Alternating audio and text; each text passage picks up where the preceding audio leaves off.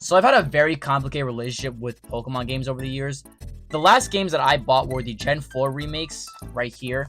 And even though I did enjoy them because they are Gen 4 and Gen 4 is a very, very fun generation of Pokemon for me. It used to be my favorite generation of Pokemon, but not anymore. After Sword and Shield, I was eager for Gen 4 remakes due to Dexit literally removing almost all my favorite Pokemon from these games. However, even I, one of the biggest Gen 4 fans, can admit that these games, they're really not that good in retrospective, and they're probably the worst remakes that Pokemon has ever released. Hell, I think in retrospect, thinking back more to it, I think these are the games are the reason why I haven't bought any other Switch Pokemon games. I haven't tried Scarlet and Violet. I haven't tried Legends Arceus. And at this point, I was just clicked out of Pokemon. And it's not even just Pokemon from the Switch. It was just Pokemon in general. I kind of just phased it out of my life at that point. That is until like a year or so later, I started really getting into Pokemon ROM hacks. I played Pokemon ROM hacks like Renegade Platinum, Blaze Black, and even Radical Red at certain points, with Renegade Platinum being personally my favorite Pokemon ROM hack and my personal favorite way to experience Pokemon. Short overview, but Pokemon Renegade Platinum is a difficulty ROM hack of Pokemon Platinum, which makes all the important fights like gym leaders, rival fights, and Elite Four members very difficult. This game is amazing because yes, the fights can be very difficult. However, the game gives you so many tools to help combat these problems by like giving you a lot of different Pokemon to obtain, giving Pokemon more moves and different typings to make them much stronger. And also you get infinite TMs to help with creating different strategies to tackle problems. Accessibility and customization is what makes this my favorite Pokemon game to exist ever. However, like I said, this isn't really a Pokemon game created by Game Freak or just Pokemon in general. It's a ROM hack of an already existing game made by Drayano. Which leaves the question, what exactly is my favorite mainline Pokemon game? Well, contrary to what you might believe, it's actually not Gen 4. It was my favorite for a while, but if I'm thinking back to it, I think it's mostly because of just Renegade Platinum in general and how amazing of a ROM hack that is. Overall, Diamond, Pearl, and Platinum are like my second favorite generation of Pokemon games. But my favorite games are Sun and Moon and Ultra Sun and Moon. When I first played these games on release, I thought they were, okay games. When you're around 10 or 11 years old, which is the age I was when these games personally released, your standards are a lot lower than what they are later on in life. However, when revisiting the games in 2025, thanks to the Citra emulator, I can confidently say that they're my favorite game and possibly the best games in the franchise. There is a lot that I love about these games that I don't really know where to begin. I guess I'll start with some of the things that are much easier for me to discuss, like for example the variety of Pokemon there are. These games have some of the best variety of Pokemon to catch due to the fact that there are 4 islands for you to visit with all different terrains and areas to explore. I've never been a person to complete the Pokedex or catch an abundance of Pokemon because that's just not what I really cared about when it came to Pokemon. But the fact that this game had so many of my favorite Pokemon available like Slowbro, Magnemite, Zorora, Bagon, Zubat, and Drifloon, I actually wanted to play with a team of more than 6 Pokemon, which I don't really feel often compelled to do most of the time. Keep in mind, all of the Pokemon just listed are on the first island. There are a lot more Pokemon in other islands, which makes team building so much more interesting and enjoyable. Another concept that adds to the Pokemon variety is SOS battles. SOS battles are Pokemon battles where a wild Pokemon calls in another wild Pokemon to help when it's low on HP. The main use of this was for EV training other Pokemon and finding wild Pokemon with their hidden ability. However, you can find Pokemon with much higher IVs and also shiny Pokemon. This is my favorite way and in my opinion the best way to shiny hunt Pokemon because the odds can be as high as 1 in 270 and the method is very fast compared to other methods like software setting or Masuda methoding. One of the main draws of this game were how they changed up the formula from previous installments. Instead of gym leaders, you do trials instead.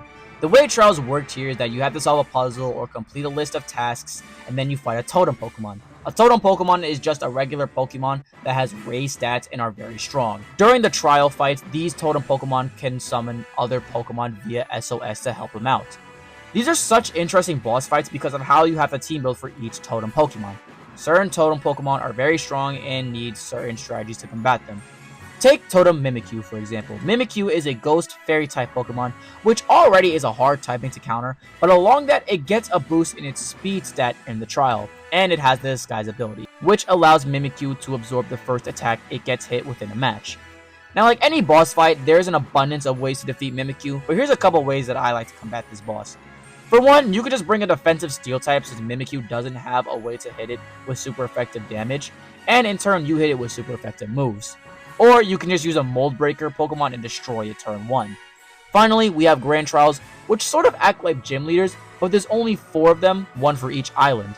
Like I said, it's like fighting gym leaders, nothing really special, even though they do have Z moves, but if you know what Pokemon has the Z move and what Z move it is, it's pretty easy to play around. Oh yeah, Z moves. They're a crystal that you can give to a Pokemon, and it's basically having one very strong attack for that specific match. They're very helpful for defeating boss battles in this game, and they're the main way and main proof on you progressing in the game. Another thing that I love about this game is how many tools it gives you to play the game competitively. This game is probably the best when it comes to getting a bunch of Pokemon together to play a competitive match online if you don't use Pokemon Showdown, and with the Citra emulator, it's very easy to get into a room in order to trade and battle online. It's so easy to breed Pokemon for the right nature and moves, and also to get BP and new moves for your Pokemon.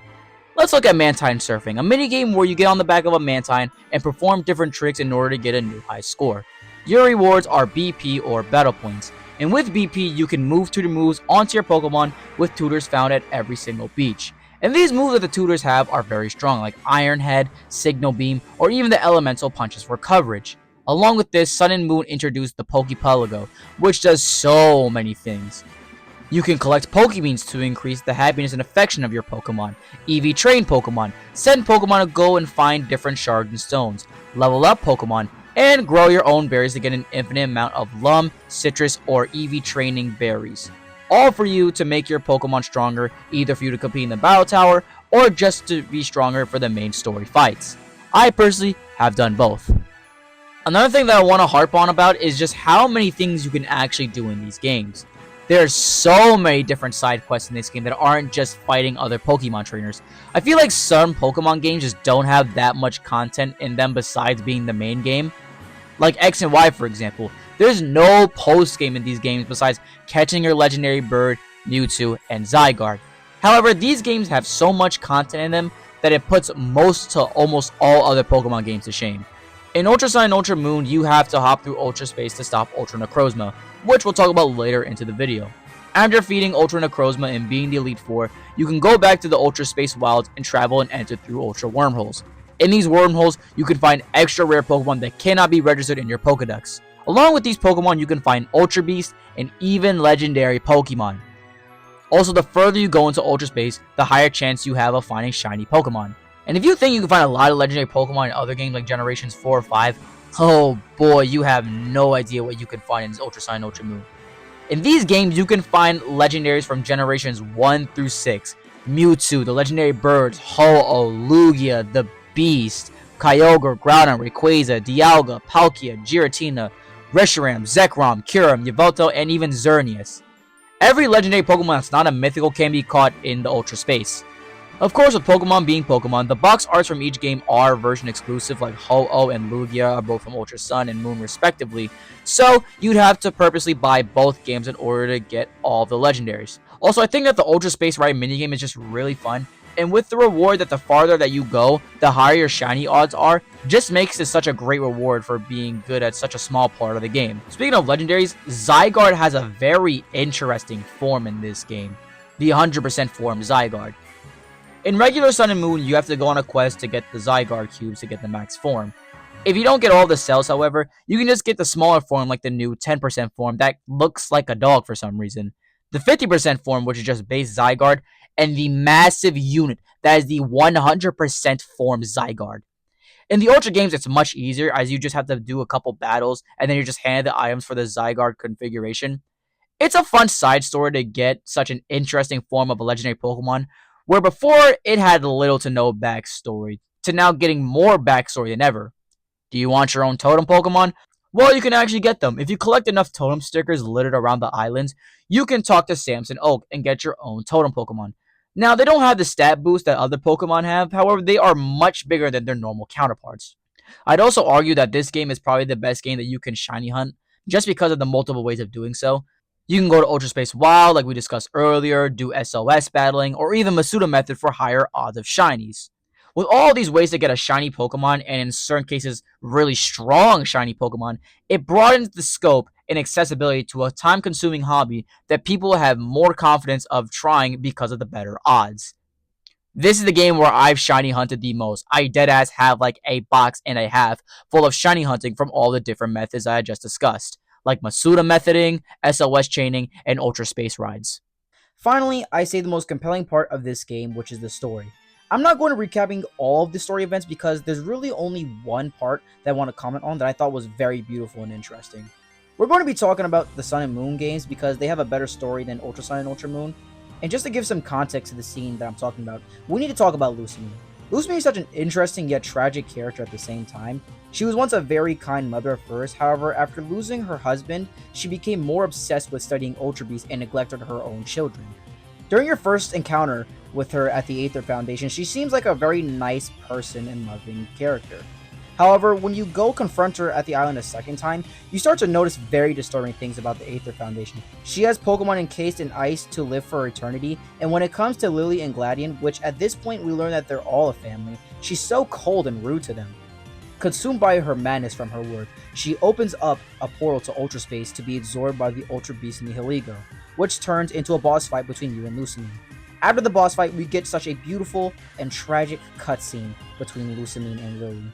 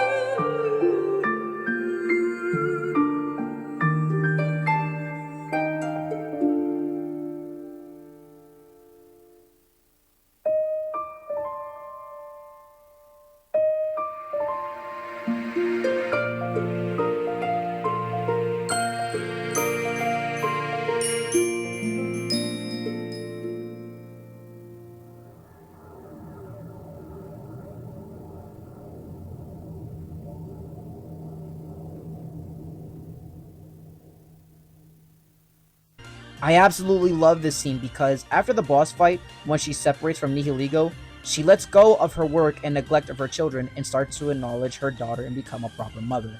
Now, there's only one small problem that I have with this scene, and I just wish it had proper voice acting, and I know it's such a small nitpick for a 3DS game of all sorts, but the scene just feels a little uncomfortable with no real speaking. In Ultra Sun and Ultra Moon, though, the story has changed a bit. Instead of Lucamine being absorbed by Nihiligo, she wants to stop Necrozma from absorbing all the light from Alola. At this point, Necrozma has absorbed the box art legendary of the game and has escaped to Ultra Megalopolis, and has become Ultra Necrozma, which has a very good conversation to be the hardest Pokemon boss fight in the entire franchise. As a whole, I think Sun and Moon has the better storytelling, however, Ultra Sun and Moon has the harder boss fight. Now, this is the part of the video where I state the overall problems that I have with these games, and the only real problem that I have is the intense amount of cutscenes or just times that the game just stops you for the dumbest reasons ever. I really wouldn't have that much problem with the game stopping you if they didn't do it so often. Like, I feel like every single time you enter a new city in this game, you're just bombarded with cutscenes for no reason. There are certain points in this game, like on Island 3, when you're on Ula Ula Island, almost every single time you stop at a new city or a new destination, a random NPC or a main character in the plot comes up and greets you and takes you to a whole nother side mission for some reason. I just want to be able to explore this city first and then get into the story-driven parts when I'm ready. But no, every single time you try to adventure, it just forces you into some side mission stuff, or just forces you into the main mission without you having time to explore yourself. But besides that, I think these games are amazing. Okay, so before I do my outro, I just want to say that I'm not at my desk right now. I'm currently on my bed because I messed up my hand and my knee, and I need somewhere to rest. Now, why did I make this video on Ultra Sun and Ultra Moon? Well, if I'm being honest with you guys, every single time that I see a video about Pokemon Sun and Moon or Ultra Sun and Ultra Moon, it's always some slander about how the game's not good or how Game Freak became lazy after this game. And I find it so disingenuous because these games are really well made. The story is really good. The amount of content there is in them is very good. And I find it so messed up and disingenuous if you call these games bad because of how much content there is in them compared to other Pokemon games, especially games like Sword and Shield and the Pokemon Gen 4 remakes, like we talked about earlier. I just wanted to shed some light on my personal favorite Pokemon games and a very underrated set of Pokemon games at that. Thank you guys so much for watching. I will be making more stuff in the future. Obviously, well, not right now. I'm currently editing this, and I'm injured. So after I get this out, I'm gonna try and work on more stuff. I do got some things coming up that I am very willfully ready to share with you guys, and hopefully I will sometime in the future. Anyways, you guys take care.